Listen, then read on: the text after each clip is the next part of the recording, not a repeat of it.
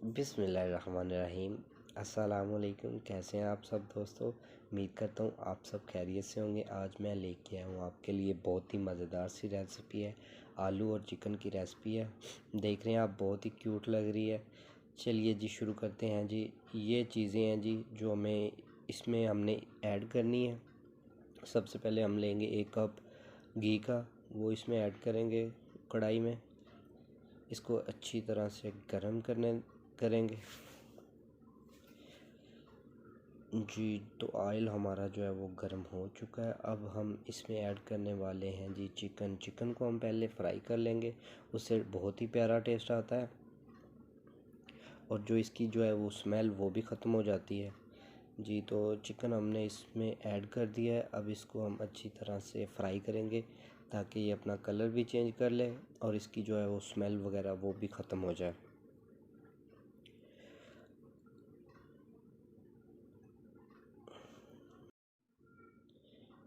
جی۔ تو چکن نے کافی اپنا کلر جو ہے وہ چینج کر لیا۔ اب اس میں ہم ڈالیں گے جی نمک حسب ذائقہ ڈالنا ہے، جتنا آپ کو اچھا لگتا ہے اتنا ڈالیں۔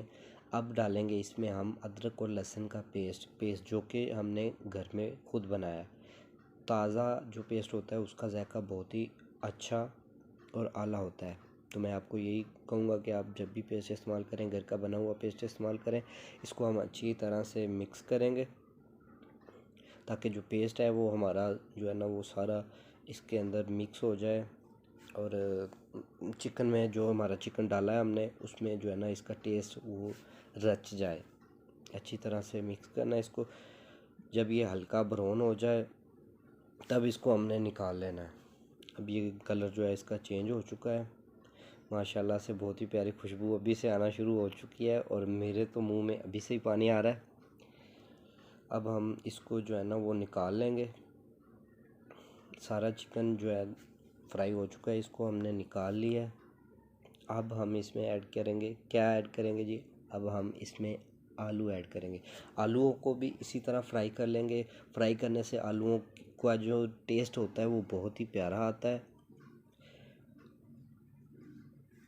ماشاءاللہ سے جی۔ آلو بھی ہمارے فرائی ہو رہے ہیں، اس کو اچھی طرح ہلانا ہے تاکہ جو ہے نا وہ آلوؤں کو اچھی طرح سے ہلاتے رہنا ہے آپ نے ماشاءاللہ سے جی۔ آلو ہمارے جو ہیں وہ بھی براؤن ہونا شروع ہو چکے ہیں۔ اب اس کو ہم نکال لیں گے علیحدہ برتن میں۔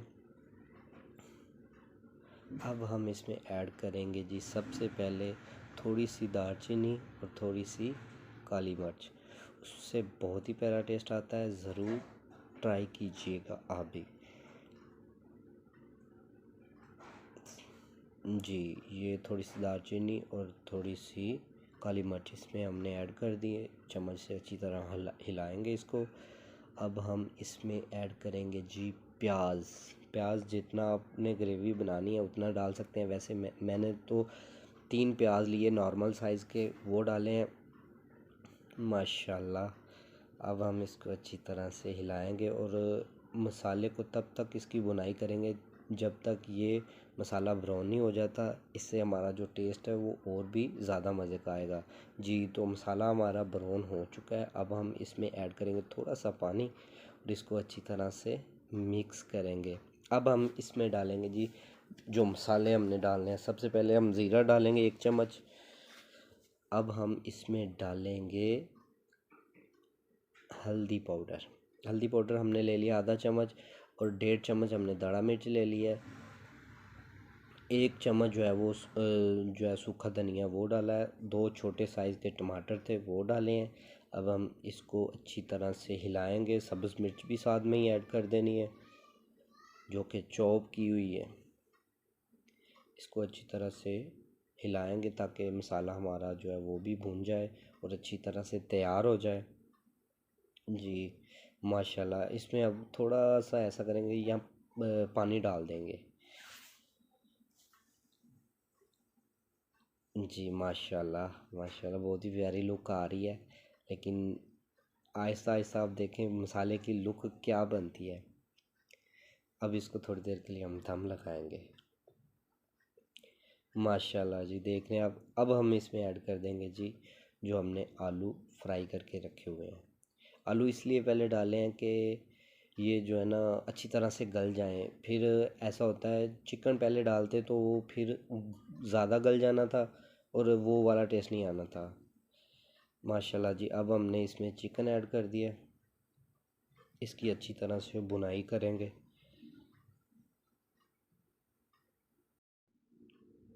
ماشاءاللہ جی، چکن جو ہے وہ ہمارا تیار ہونے والا ہے۔ اب ہم تھوڑا سا اس میں پانی ایڈ کر دیں گے تاکہ جو آلو ہیں وہ بھی ذرا گل جائیں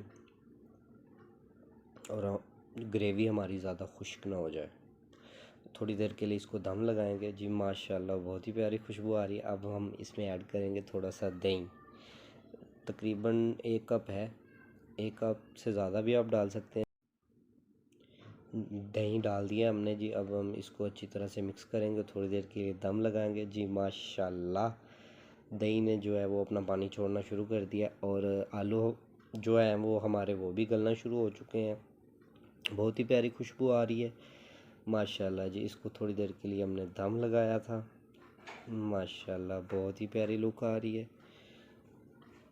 اب ہم اس میں تھوڑا سا سبز دھنیا ایڈ کر دیں گے اور تھوڑی سی ہری مرچ، جس طرح یہ کٹی ہوئی ہے اسی طرح کاٹ کے ڈالنی ہے۔ اس کا جو پھر ٹیسٹ آتا ہے وہ بہت ہی مزیدار ہوتا ہے۔